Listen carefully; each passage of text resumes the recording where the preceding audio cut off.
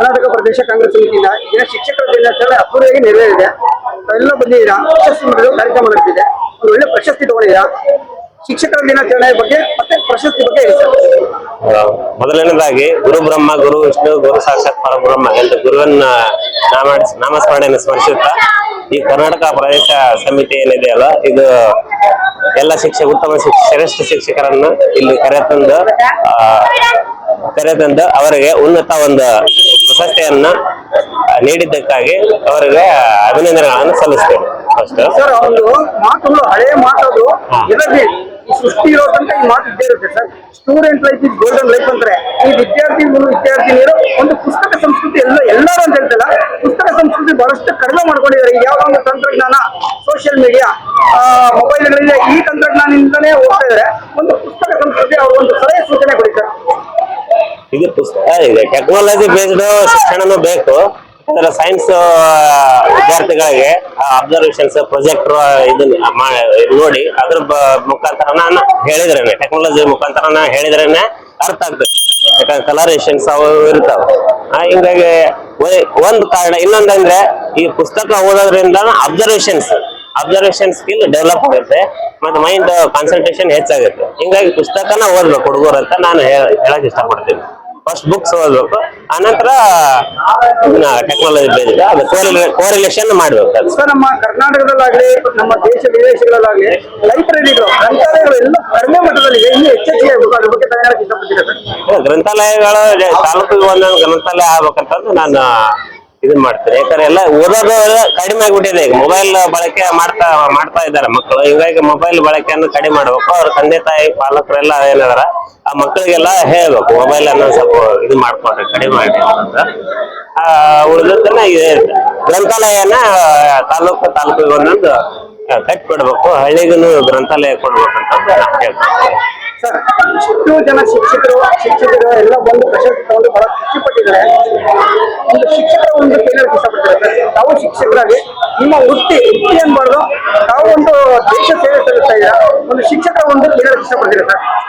ಈ ಸಮಾಜ ಸೃಷ್ಟಿ ಆಗ್ಬೇಕಂದ್ರೆ ಶಿಕ್ಷಕರ ಕಾರಣ ಮೇನ್. ಹಿಂಗಾಗಿ ಈ ದೃಷ್ಟಿಯಿಂದ ಈ ಎಲ್ಲಾ ಈಗ ಲಾಯರ್ ಇರ್ಬೋದು, ಡಾಕ್ಟರ್ ಇರ್ಬೋದು, ಇಂಜಿನಿಯರ್ಸ್ ಇರ್ಬೋದು, ಅಥವಾ ರಾಜಕೀಯ ವ್ಯಕ್ತಿಗಳೇ ಇರ್ಬೋದು. ಒಳ್ಳೆ ರಾಜಕೀಯ ವ್ಯಕ್ತಿಗಳು, ಒಳ್ಳೆ ಡಾಕ್ಟರ್ಸ್, ಒಳ್ಳೆ ಲಾಯರ್ ಇವೆಲ್ಲ ಆಗ್ಬೇಕಂದ್ರೆ ಮುಖ್ಯ ಕಾರಣ ಶಿಕ್ಷಕರು. ಹಿಂಗಾಗಿ ಮತ್ತೆ ಮೊದಲನೇದಾಗಿ ಶಿಕ್ಷಕರು ಸರಿ ಇರಬೇಕು. ನೀತಿ ಎಲ್ಲಾದ್ರೆ ಸಂಹಿತೆ ಎಲ್ಲಾದ್ರೆ ಇದರಿಂದ ಸತ್ಯ ಧರ್ಮ ಶಾಂತಿ ನೀತಿ ಎಲ್ಲ ಅವರಲ್ಲಿ ಇರ್ಬೇಕು ಫಸ್ಟ್. ಹಿಂಗಾಗಿ ಅಂದಾಗ ಅವನು ಒಳ್ಳೆ ಶಿಕ್ಷಣ ಕೊಡ್ಲಿಕ್ಕೆ ಕಾರಣ ಸಮಾಜಕ್ಕೆ ಅನ್ನೋದು ನಾನು. ಸರ್, ಮತ್ತೆ ಇನ್ನೊಂದು ನೋಡಿ, ನೀವು ಅಬ್ಸರ್ವ್ ಮಾಡಿ, ಈ ಒಂದು ಶಿಕ್ಷಕರ ಪ್ರಶಸ್ತಿ ಪ್ರಶಸ್ತಿ ಎಲ್ಲ ತಗೊಂಡಿದ್ದೀರಾ, ಬಹಳ ಹಿರಿಯರಿಗೆ ಕೊಟ್ಟಿದ್ದಾರೆ ಅಂತಲ್ಲ. ಇದೊಂದು ಯುವಕರು, ಒಂದು ಯಂಗ್ಸ್ಟರ್ಸ್ ಏನಿದ್ದಾರೆ, ಶಿಕ್ಷಕರಿಗೆ ಒಂದು ಯುವಜನತೆ ಗುರುತಿಸಿದ್ದಾರೆ. ಆ ಒಂದು ಯುವ ಶಿಕ್ಷಕರಿಗೆ ಏನಾದ್ರು ಇಷ್ಟಪಡ್ತೀರಾ ಸರ್?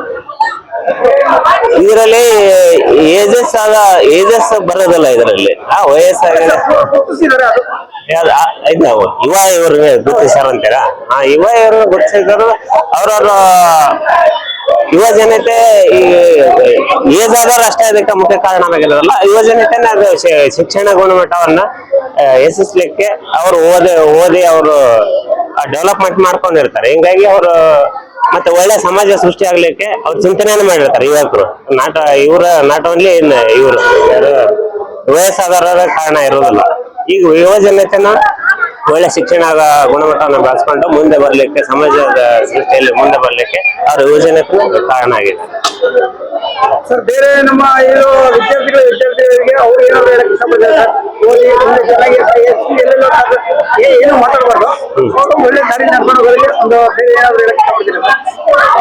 ಯುವ ಜನತೆ ಒಂದನೇದಾಗಿ ಮೊಬೈಲ್ ಬಳಕೆಯನ್ನ ಕಡಿಮೆ ಮಾಡ್ಕೋಬೇಕು. ಈ ತಂತ್ರ ಅದರಲ್ಲಿ ಒಳ್ಳೇದನ್ನ ಕಲಿತ್ರೆ ಪರವಾಗಿಲ್ಲ, ಬಟ್ ಎಲ್ಲ ಇದೆ ಅದರಲ್ಲಿ ಮೊಬೈಲ್ ಅಲ್ಲಿ. ಹಿಂಗಾಗಿ ಮತ್ತೆ ಒಳ್ಳೆ ದೃಷ್ಟಿಯಿಂದ ಈ ತಂದೆ ತಾಯಿ ಹೇಳಿದ್ದನ್ನ ಕೇಳ್ಕೊಂಡು ಒಳ್ಳೆ ಅಭ್ಯಾಸ ಮಾಡ್ಕೊಂಡು ಹೋದ್ರೆ, ಆ ದಿನದ ಪಾಠ ಅದಕ್ಕೆ ಇದು ಮಾಡ್ಕೊಂಡು ಹೋದ್ರೆ ಎಲ್ಲ ಸರಿಯಾಗ ಒಳ್ಳೆ ಒಂದು ಶಿಕ್ಷಣ ಗುಣಮಟ್ಟವನ್ನು ಹೆಚ್ಚಿಸಿಕೊಂಡು ಅವರು ಇಟ್ಟಂತ ಗುರಿಯನ್ನ ಮುಟ್ಲಿಕ್ಕೆ ಗುರುವಿನ ಒಂದು ಇದು ಬೇಕು ಅಂತ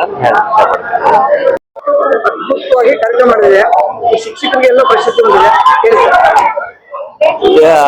ಈ ಶಿಕ್ಷಕ ಇಲ್ಲಿ ಈ ಶಿಕ್ಷಣ ಕಾಂಗ್ರೆಸ್ ಕರ್ನಾಟಕ ಪ್ರಾದೇಶಿಕ ಕಾಂಗ್ರೆಸ್ ಕಮಿಟಿ ವತಿಯಿಂದ ಪ್ರಶಸ್ತಿ ಪಡೆದಂತ ಎಲ್ಲ ಶಿಕ್ಷಕರಿಗೂ ನಾನು ಧನ್ಯವಾದಗಳನ್ನು ಹೇಳಕ್ ಇಷ್ಟಪಡ್ತೀನಿ ಮತ್ತೆ ಅವರಿಗೆ ಒಳ್ಳೇದಾಗ್ಲಿ ಅಂತಂದು ಹೇಳಕ್ ಇಷ್ಟಪಡ್ತೀನಿ. ಸರ್ ನಿಮ್ಮ ಹೆಸರು? Doctor Rajesh L Das sir. ಏನ್ ಸಬ್ಜೆಕ್ಟ್? ನಂದು ಬಯಾಲಜಿ ಸಬ್ಜೆಕ್ಟ್, ಜೀವಶಾಸ್ತ್ರ ಉಪನ್ಯಾಸ. ಊರು Neeralgi. Doctor Rajesh L Das sir, ಊರು ನೀರಲ್ಗಿ, ತಾಲೂಕು ಜಿಲ್ಲಾ ಕೊಪ್ಪಳ.